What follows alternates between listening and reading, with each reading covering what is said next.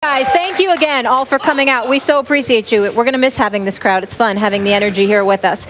But let's focus on Clemson now and one Deshaun Watson, who threw for a championship game record of 405 yards and a championship record of 478 yards of total offense. Now, Watson will return for his junior season in 2016. Skip, never too early. Is he the Heisman frontrunner for next year? He should be, after what we saw last night. I'm not sure he is.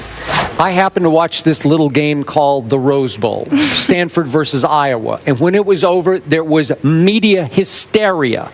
It's over for next year. Christian McCaffrey just won the Heisman. And in that Rose Bowl, just to remind you, he was sensational, Christian McCaffrey. Yes, he was. He went for 367 combined yards in that game, including 172 rushing, 105 receiving, ran a punt back 63 yards for a touchdown. It was extraordinary, but it wasn't even in the ballpark, to me, in degree of difficulty with what we saw last night. I'm going to say this one more time.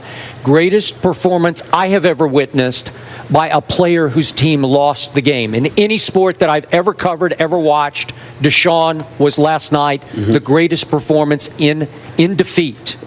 Okay, so he should be the front runner. I'm going to remind you what happened when the votes came out this past Heisman. Christian McCaffrey made a late run at Derrick Henry. Surprised me, actually shocked me, because I did not see that coming. He finished only 293 votes behind Derrick Henry, the leader. 374 more votes back was Deshaun Watson. I was pretty convinced Deshaun would finish second. Now, I'm an Oklahoma fan, born and raised, and I'm going to throw this back in. Baker Mayfield had also an extraordinary year. I thought Baker Mayfield did almost as much for his program and team as Deshaun Watson did for his undefeated team until last night. Because listen, Bob Stoops cannot motivate before big games for my Oklahoma Sooners. Baker Mayfield changed the culture, and trust me, he'll be in this mix next year. Some of the early polls have him way up there, maybe 2 or 3.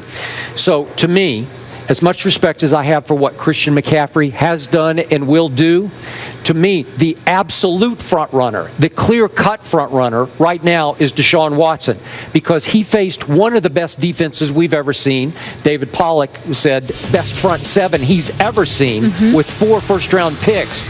And he set the championship game record for passing yards and total yards. That's pretty great to me. So at least he's the front runner. But off this, I would have to say that maybe the truth is Christian McCaffrey might still have a little edge over him. I don't think he does. I disagree there. I agree with your point about Deshaun Watson being the clear-cut front runner. But there are elements of it all that I think you have to take into consideration in terms of what has unfolded. It's not just the greatness of Deshaun Watson put on display last night in the national championship loss. It was who it was against, which is considered, like David Pollack pointed out, maybe the best front 7 we've ever seen in college football on the defensive side of the ball. Nevertheless, Deshaun Watson did it against that Alabama crew. Next year, he's going to have some more weapons. All right, on top of it all, he'll be back. You got to take into account his story, the Habitat for Humanity, building a home for him and his family, and all of this stuff. He's got all the feel-good headlines. Unfortunately, that often plays in the Heisman vote. It does. Let's call it what it is. It does play a role in the Heisman vote. And then, to me, you've missed out. You've missed pointing out on the ultimate X factor, and that would be none other than Mr. Dabo Swinney. Okay, because when you consider Dabo and how he has elevated his profile and the national attention he has generated for his program, you got to remember, it's one thing to be 14-0. It's another thing entirely to be 14-0 with a nation of people literally rooting for your program because they love this coach who is sensational for college football. You love seeing him dance. I mean, who the hell? I mean, I even know the slogan, bring your own guts, baby.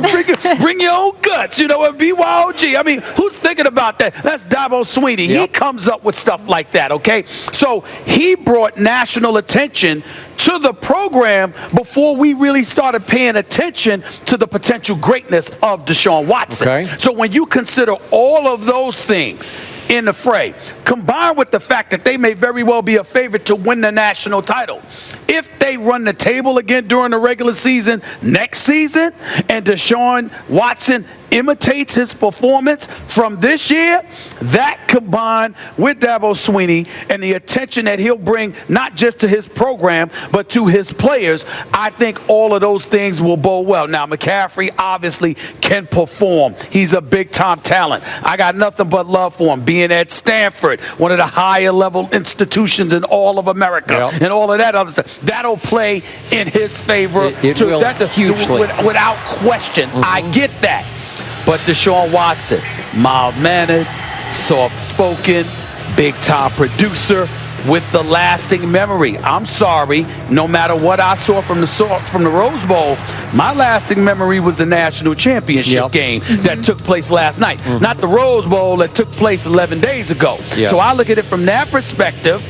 Okay, not to mention when you look at Clemson, even though some people will look at this schedule in the ACC, you know, whereas the Pac-12 is coming, you know, but not the SEC. You got to look at it from all of those perspectives. McCaffrey will be in the running, but all Deshaun Watson has to do is imitate this year, and he'll win the Heisman.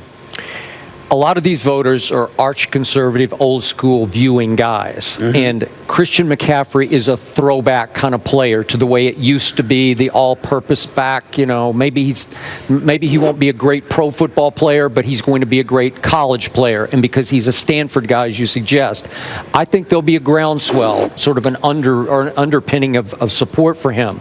But to your point, Dabo can be a very persuasive advocate for his quarterback. It might be bring your own votes next year, right? That's right. It'll be good hype, man. He'll be hyping him, and he'll need the hype in the end. Again, in the end, the one-loss record will speak for itself.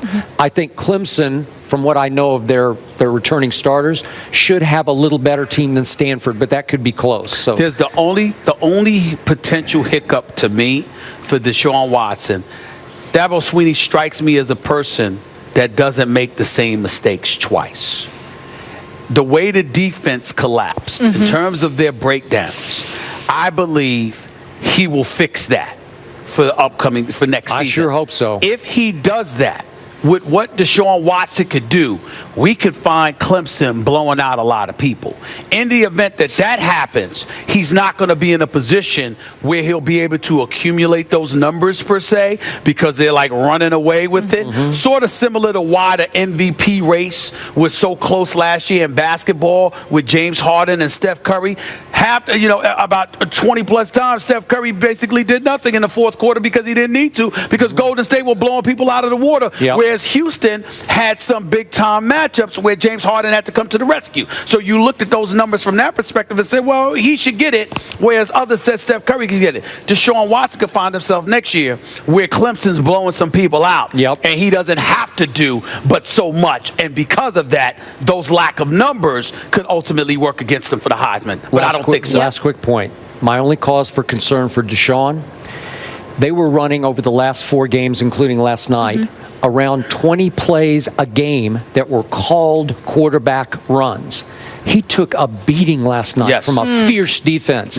I hope he doesn't take too much of a beating next year. And his legs. And they went after that because and when they hit him low, they weren't trying to hurt him.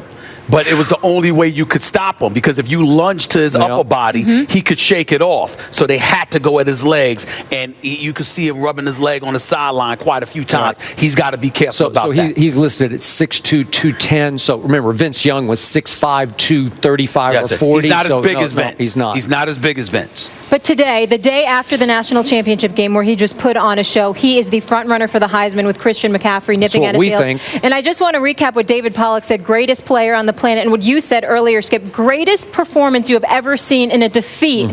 We know you watch a lot of sports. All right. High praise there. Up next, you guys want to take a trip to Mollywood? That's where the fans